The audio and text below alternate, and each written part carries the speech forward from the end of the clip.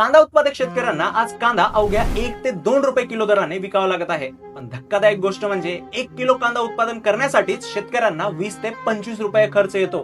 म्हणजेच शेतकरी जितका जास्त कांदा विकतोय तितका जास्त नुकसान सहन करत आहे.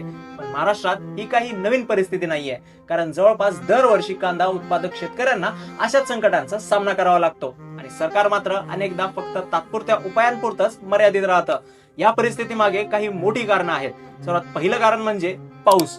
ऐन कांदा काढणीच्या काळातच पाऊस पडल्यामुळे कांद्याची क्वालिटी खराब झाली. त्यातच पुरेसं स्टोरेज व्यवस्था नसल्यामुळे मोठ्या प्रमाणात कांदा एकाच वेळी बाजारात आला. जेव्हा डिमांड तेवढीच राहते आणि सप्लाय अचानक वाढतो तेव्हा भाव कोसळतो. दुसरं मोठं कारण म्हणजे एक्सपोर्ट डिमांड कमी होणं. म्हणजेच वेस्ट एशियामध्ये युद्ध सुरू असल्यामुळे अनेक देशांनी खरेदी कमी केली आहे. त्याचा थेट फटका महाराष्ट्रातील कांदा उत्पादकांना बसत आहे. पण यात सर्वात मोठं कारण मानलं जातं ते म्हणजे सरकारची इनकन्सिस्टंट एक्सपोर्ट पॉलिसी, म्हणजेच सरकारची अनियमित निर्यात नीती.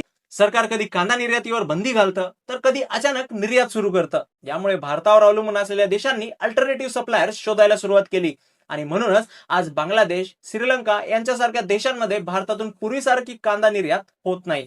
आता सरकार कांदा खरेदी करण्याचा निर्णय घेत आहे, पण हा फक्त तात्पुरता उपाय आहे.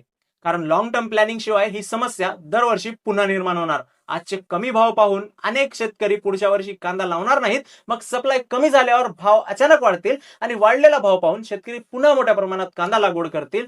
तेव्हा पुन्हा सप्लाय वाढेल आणि भाव कोसळतील. म्हणजेच ही विशियस सायकल सतत चालू राहणार. म्हणूनच सरकारने स्टोरेज, एक्सपोर्ट स्टॅबिलिटी आणि प्राइस सपोर्ट यावर कायमस्वरूपी पॉलिसी आणून तात्काळ इंटरव्हेन्शन करणं गरजेचं आहे. हा व्हिडिओ इतका शेअर करा की सरकारपर्यंत पण गेला पाहिजे.